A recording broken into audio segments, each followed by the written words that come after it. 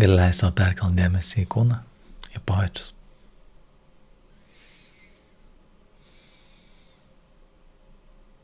Tiesiog pastebėk pirmiausiai, kad esi čia.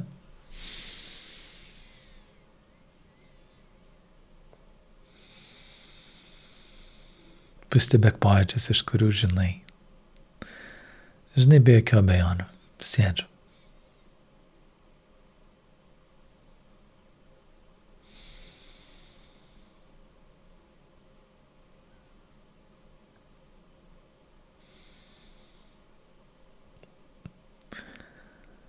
Ir nesvarbu, kas dabar vyksta tavyje, kokios mintys ateina. Leis savo giliai pilvu kvėpuot.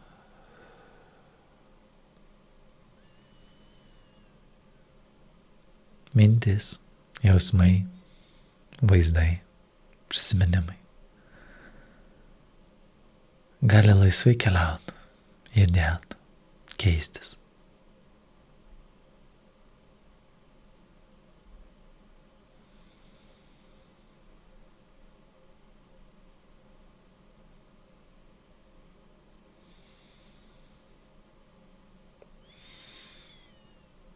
Tai tiesiog yra, vyksta.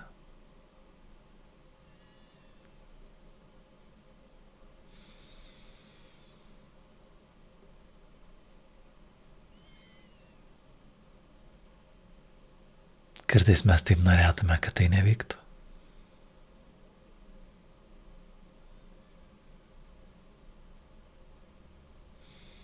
Kad net bandome tai nekreipti dėmesio.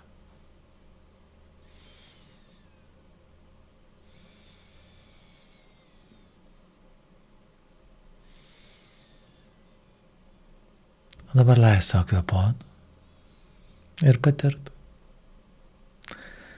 tai, ką jau ir taip patiri.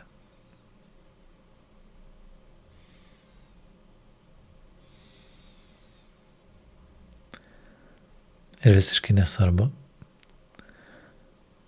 Daug minčių, mažai minčių. Dėmesys kažkur vienoje vietoje ar šokinėja ir laksto.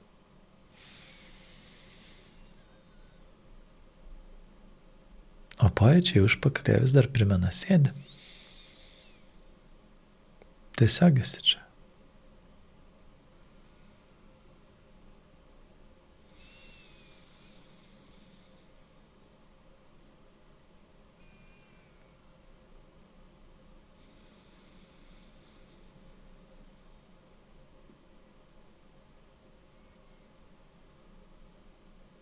Ir gali duoti laisvės tam buvimui. Buvimui taip, kaip dabar yra, taip kaip dabar sėdisi.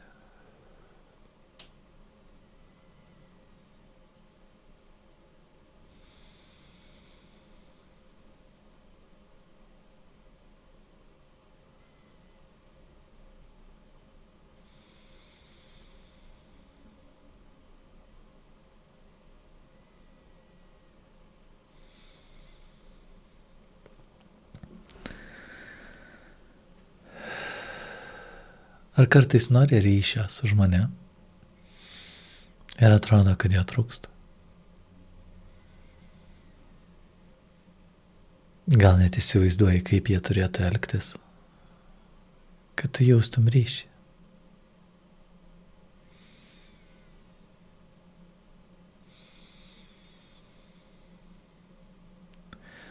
Ką turėtų daryti, o ko turėtų nedaryti.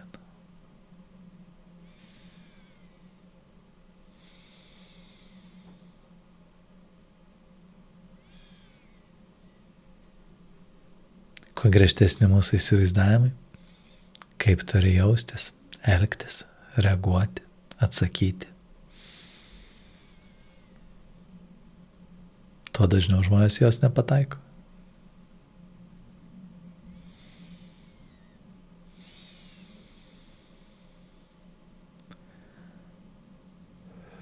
Ir tada atrodo nesupranta. Nesusikalba. Nėra ryšio.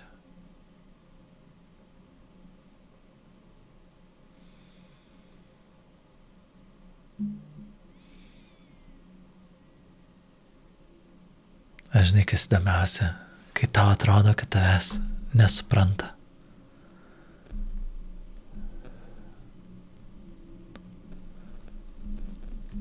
Tai dažniausiai tai nutinka tada, kai tu turi lūkestį. Tu papasakoji savo situaciją, tu papasakoji savo istoriją, tu viską paaiškinai, o jis vis tiek nedaro, kaip tai įsivaizduoji. Nesupranta. Galvai nesuprato, šiam antrą kartą paaiškinsiu.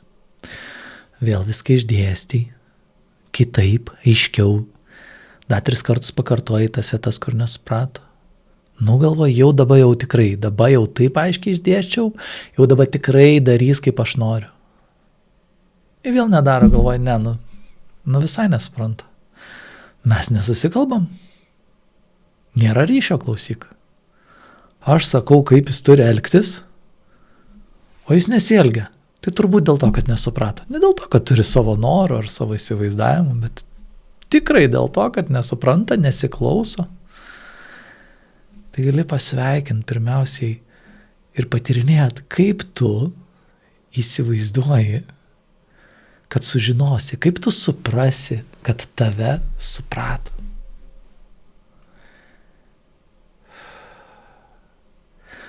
O tau nepatinka, kaip elgesi. Ir tu ateini ir aiškini. Jau 5,5 minutės aiškini. Okay. Jau 6,5 minutės aiškini. Ir vis dar daro taip, kaip daro. Kodėl?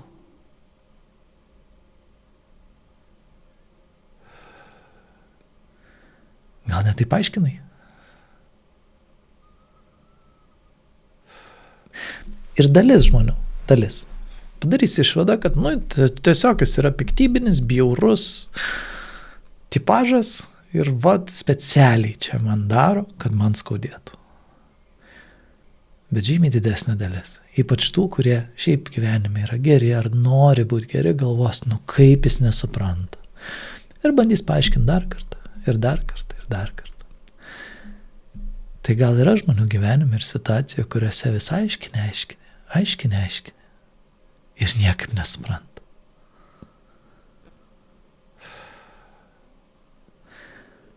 Viena moteris kažkada sakė, kad jinai vyrui 10 metų aiškina. Ir jis gal durnas, kad nesupranta.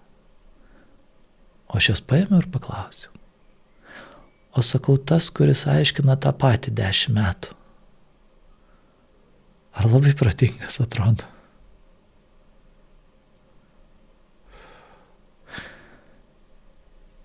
Jinai gal ir būtų įsižeidus, bet baisiai juokinga buvo. Tai gali pasveikinti ten, kur tu jau aiškini, stengies. Ir kaip nedaro, kaip tu nori, taip nedaro. Ir tau vis atrodo, kad turbūt nesupranta, turbūt aš nerūpiu. O už viso to mes slepiam tą paprastą, mažytį lūkestį. Kaip man padaryti, kad galėčiau tave kontroliuoti. Tai gali dabar nebesislapstyti ir tiesiog apkabinti tą dalį savyje, kuri norėtų kontroliuoti kitus, gerai išaiškinus viską. Nesgi kai supras, taip kaip aš suprantu, tai viską ir padarys taip, kaip aš tikiuosi.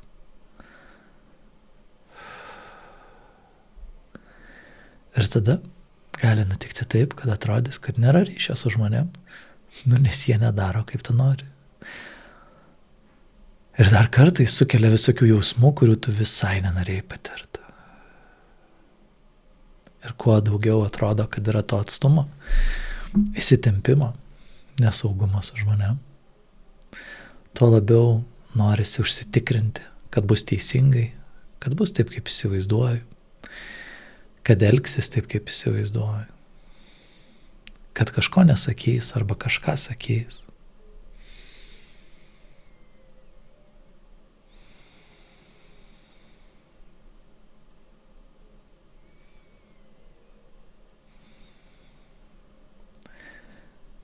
Gera žinia yra ta, kad ryšys visada prasideda tavyje.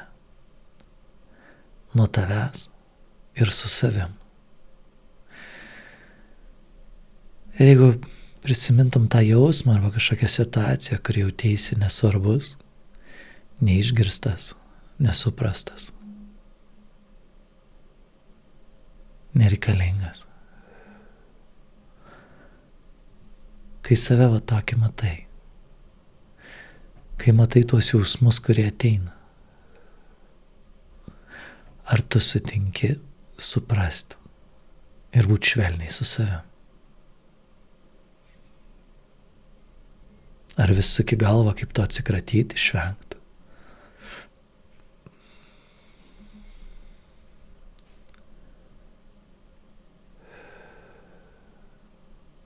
O dabar sutiktum pabūti švelniai su tuo nesuprastu, neįvertintu, nepriimtu savim.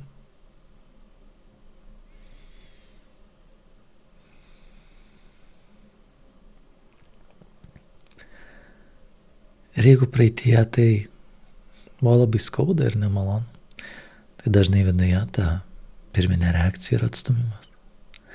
Ir kuo labiau save atstumim, tuo mažiau jaučiamės suprasti, svarbus, reikalingi, įvertinti. Nes toks santykis viduje.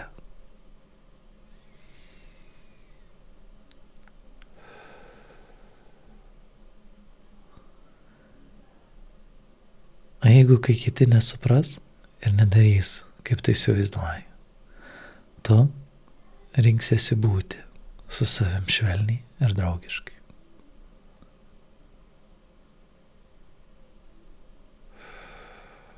Kas tada? Kaip tada jauties? Ką patiri? Įrenkiesi save. Įrenkiesi būti draugiškai.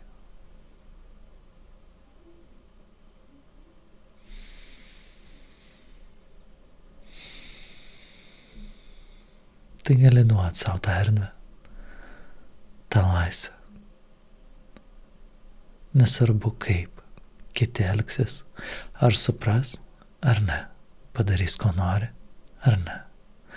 Bet aš žinau, kad aš galiu rinkti save vėl ir vėl ir vėl.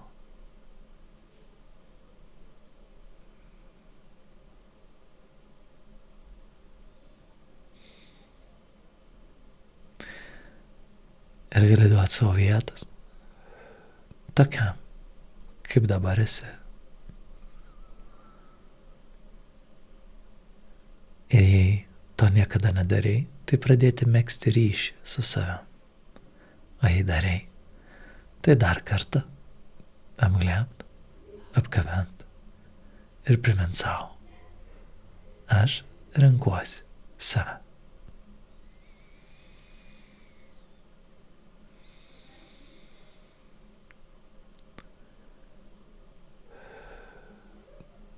Kuo labiau tu būsi linkęs nuosekliai vėl ir vėl būti taikoje, dėmesyje, švelnume su savim, tuo labiau jausiesi suprastas, įvertintas ir jausi ryšį, nes taip visų pirma yra ryšys su meile, su savo paties esybė ir per tai atvirumas, saugumas, atsipalaidavimas, susitinkant su kitais žmonėmis.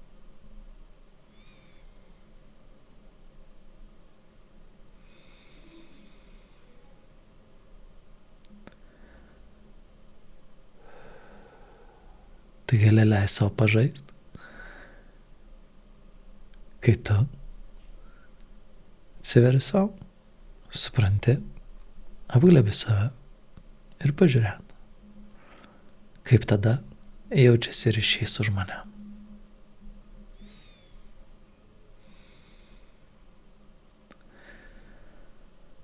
Ir gali leisti savo giliai įkvėpti ir iškvėpdamas pereik dėmesį visą kūną, pajaus, kad sėdi, iki pat pėdų pajaus kūną.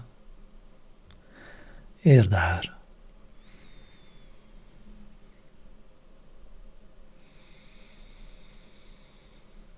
Ir kai tau bus patogu, gali pasijudinti, atsimerkti ir keliauti toliau.